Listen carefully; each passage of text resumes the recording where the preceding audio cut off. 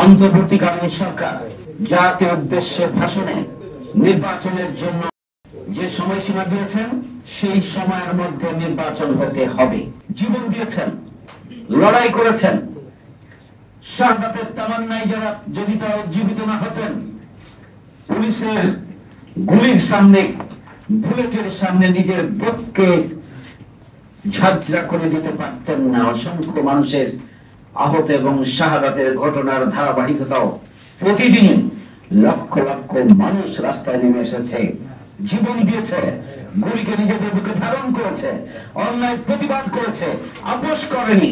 শাহাদাতের তামান্না নিজেদের জীবনে ছিল বলেই আজকে নতুন বাংলাদেশ জুলাই ৩৬শে জুলাই গণঅভ্যুত্থানের মধ্য দিয়ে আমরা পেয়েছি। আমরা সে বীর শহীদদের প্রতি আমরা সংগ্রামী সালাম জানাই। আমরা বীর শহীদদের সংগ্রামী সালাম আমরা জানাই। তাদের এই বীরত্ব গাথা আগামী দিনে বাংলাদেশকে সঠিক খাতে প্রবাহিত করার জন্য, আগামী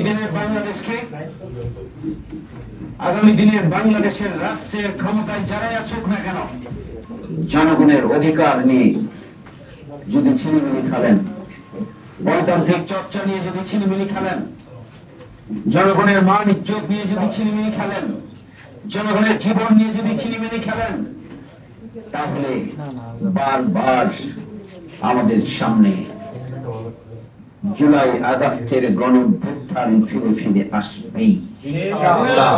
প্রিয় ভাই বন্ধুগণ, আমরা নতুন বাংলাদেশে আমরা বারবার বলেছি, সরকার, অন্তর্বর্তীকালীন সরকার জাতির উদ্দেশ্যে ভাষণে নির্বাচনের জন্য যে সীমানা নির্ধারণ করেছেন, যে সময়সীমা দিয়েছেন, সেই সময়ের মধ্যে নির্বাচন হতে হবে। কিন্তু আমরা পরিষ্কার ভাবে বলেছি, তার আগে অবশ্যই বিচার হতে হবে গণহত্যাকারীদের, যারা 17.5 বছর জুড়ে নিরীহ রাজনৈতিক এবং সাধারণ কর্মীদের বিরুদ্ধে অন্যায়ভাবে হত্যা করেছে। বিশেষ করে 5ই জুলাইয়ের গণহত্যায় যাদের সংশ্লিষ্টতা আছে তাদেরকে বিচারের আওতায় নিয়ে আসতে হবে। আমরা বলেছি, নির্বাচন ব্যবস্থাকে ধ্বংস করে দিয়ে আওয়ামী লীগ বিগত 15.5 বছর ধরে পিছন দরজা দিয়ে ক্ষমতায় আসার যে কালচার তৈরি করেছিলেন এবং 41 সাল পর্যন্ত ক্ষমতায় থাকার স্বপ্ন দেখেছিলেন, নির্বাচন ব্যবস্থাকে ধ্বংস করে দেওয়া হয়েছিল। দেশের সংবিধানকে কাটছাঁট করে দলীয় কেতাবে পরিণত করা হয়েছিল, দেশের বিচার ব্যবস্থাকে দলীয়করণ করা হয়েছিল, আইন শৃঙ্খলা বাহিনীকে বিরোধী দল দমনের, জনগণকে দমনের হাতিয়ার হিসাবে কাজে লাগানো হয়েছিল,